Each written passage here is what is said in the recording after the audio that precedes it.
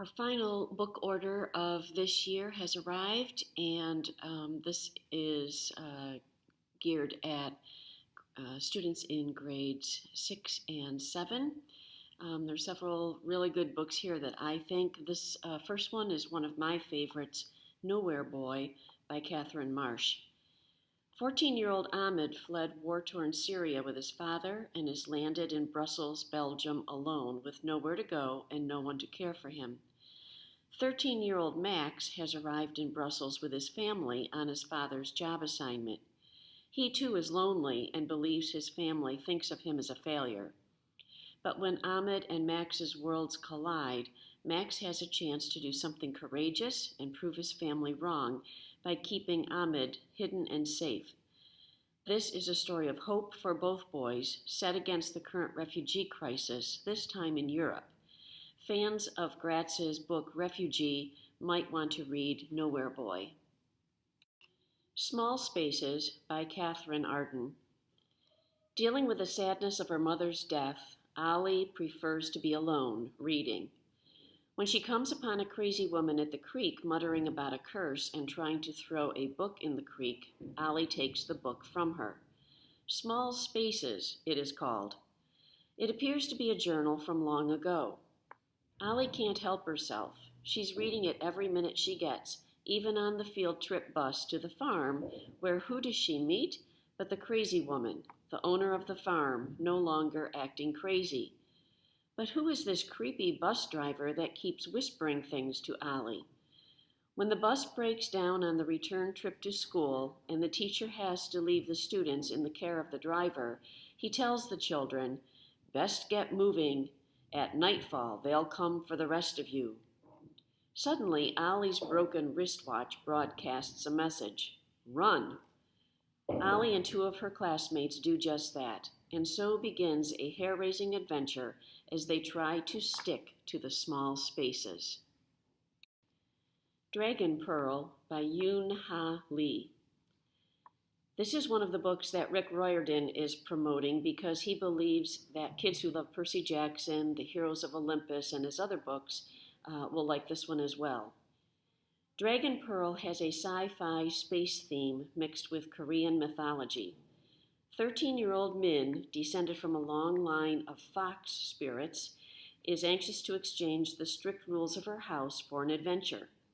When her brother is missing from his battle cruiser, Min knows something is wrong and heads out in search of him to help clear his name.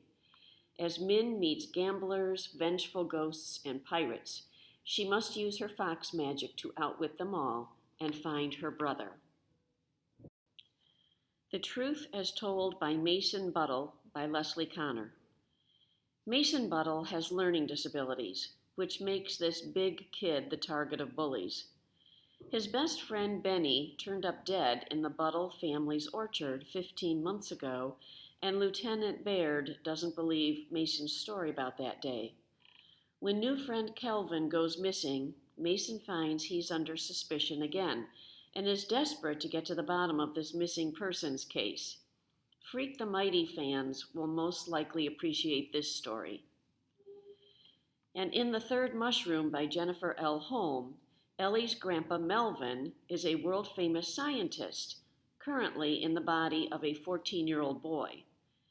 Glad to have him around, Ellie and Melvin team up for the county science fair. Have they discovered a formula for eternal youth? And is living forever the key to a life of happiness? From the author of The 14th Goldfish, this one is also sure to be a hit. Pay Attention, Carter Jones by Gary Schmidt.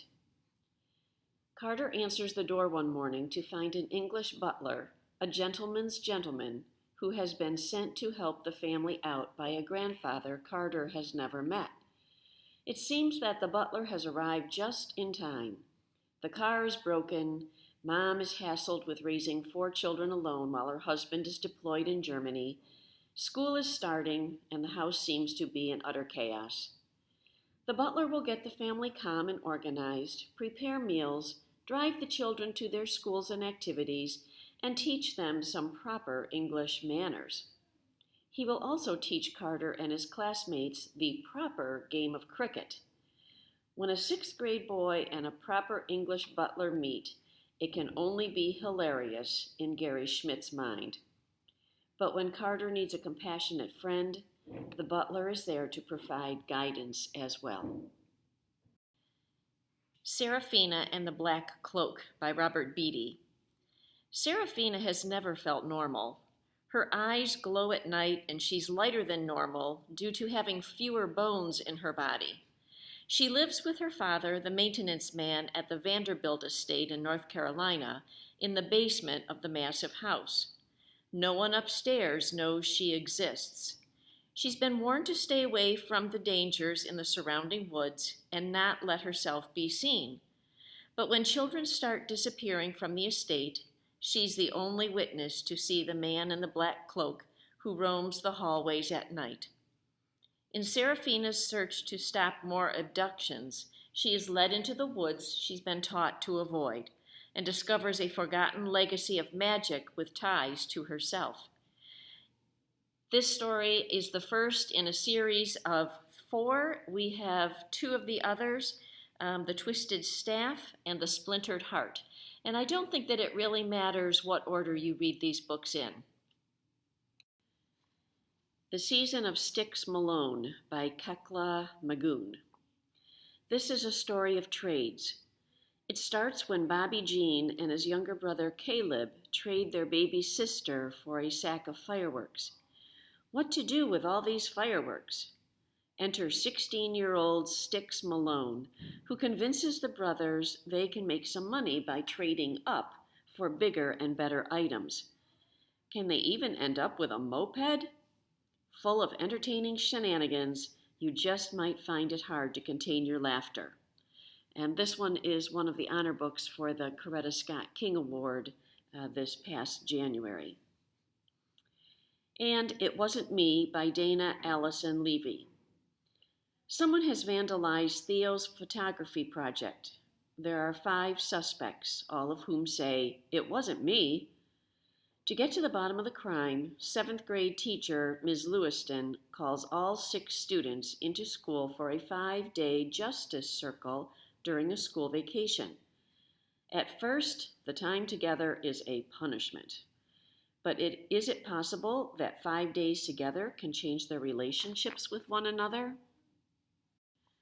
The Agony House by Sherry Priest. Denise Farber and her family have returned to New Orleans after Hurricane Katrina, purchasing an old broken house they plan to make into a bed and breakfast. Unexplained noises are a little scary, but it's when floors collapse, deadly objects rain down, and creepy voices are heard that Denise believes the house is haunted. Could the answer be in an old comic book she found in the attic, the final project of the artist who used to live in the house? Do you like creepy mysteries? This book might just be for you. Front Desk by Kelly Yang. Mia and her parents manage the Cala Vista Motel. While her immigrant parents clean the rooms, Mia manages the front desk, tending to guest requests. Owner, Mr. Yao, does not make it easy for Mia's family, charging them for broken items, motel rooms that go unpaid, cleaning supplies, and other items that add up to take back most of the salary they earn. When Mr. Yao decides to sell the motel, which will leave Mia's parents without an income and a home, Mia, along with the 5 friendly permanent residents, come up with a plan. All the Things That Could Go Wrong by Stuart Foster. Alex has OCD. Some days he can't even leave the house. If that isn't bad enough, he's getting bullied, badly. Dan's the guy who's bullying him, egged on by classmate Sophie.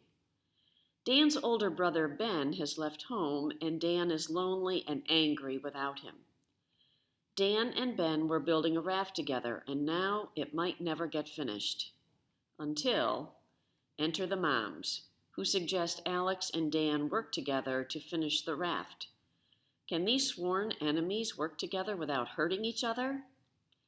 Fans of the book Wonder might enjoy this book. And Mercy Suarez Changes Gears by Meg Medina. As sixth grade begins, Mercy is facing a string of challenges. She has to babysit her twin cousins instead of being able to play on the soccer team. The queen bee of her middle school, Edna Santos, is targeting Mercy. She's paired with a new boy from Minnesota instead of a girl for her sunshine buddy. And something is terribly wrong with her grandfather, and her parents aren't talking about it. Both school and home life are very stressful, and Mercy isn't sure she can handle all the changes. These books are currently available in the library. I know that there is only about a month left that you'll be able to check books out of the library, but I hope you found something that sounds good to you and will stop by and get one of these books to finish off some of your fourth quarter independent reading.